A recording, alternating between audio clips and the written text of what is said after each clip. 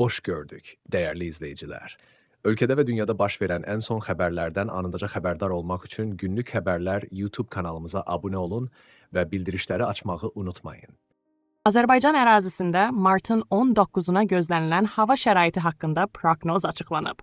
Bu barədə Milli Hidrometeorologiya Xidməti məlumat yayıb.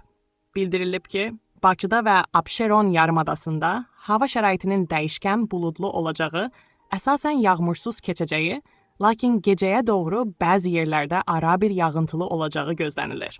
Ayrı-ayrı yerlərdə intensivləşəcəyi, şimşək çaxacağı ehtimalı var.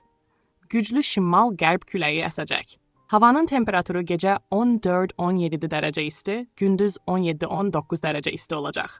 Atmosfer təzyiqi 754 mm civə sütunundan 761 mm civə sütununa yüksələcək. Nisbi rütubət 65-75% olacaq. Azərbaycanın rayonlarında bəzi yerlərdə ara bir yağıntılı olacağı, şimşək çaxacağı gözlənilir.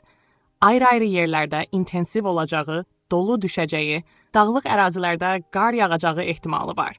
Gecə və səhər bəzi yerlərdə ara bir duman olacaq.